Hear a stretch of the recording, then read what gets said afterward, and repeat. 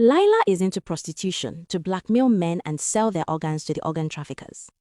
It started years ago when her younger brother died waiting for a transplant. He was on a waiting list that never moved. She watched wealthy men skip lines with their money. She watched her brother die while others survived. Something hardened inside her that day. Grief turned into vengeance. If the system was corrupt, she would become the corruption. She built a reputation as a high-class hookup girl, just enough to attract men who thought they were in control.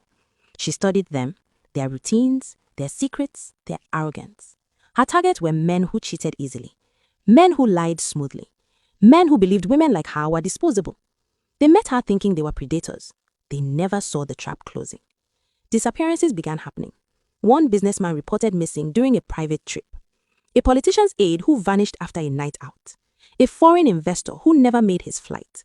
No one understood what was happening until a young investigative journalist named Daniel started noticing that the missing men had something in common. They all had been seen in the same nightlife district, all had withdrawn large amounts of cash hours before vanishing, and in blurry CCTV frames, one face kept appearing in the background. Daniel went undercover as someone pretending to run a luxury escort agency. He approached her and offered partnership. She listened. Her eyes were unreadable. For weeks, they circled each other. He thought he was gathering evidence. He don't know that Lila knew he was digging into her life.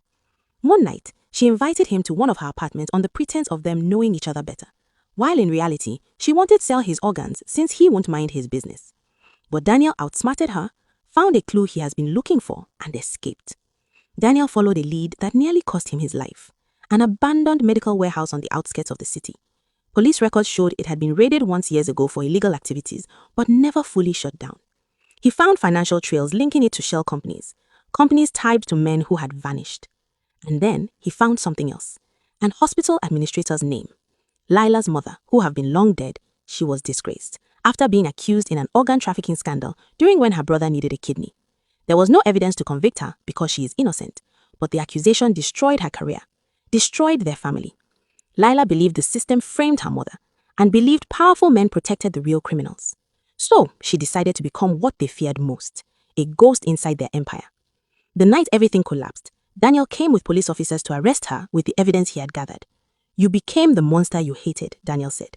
Her composure cracked for the first time. She simply said, "The system only punishes the poor." And she was arrested.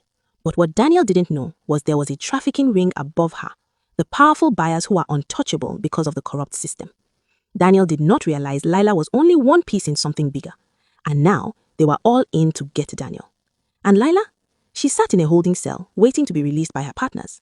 She thought about everything and realized that she was not avenging her brother, because in reality, she fed the same machine that once crushed him.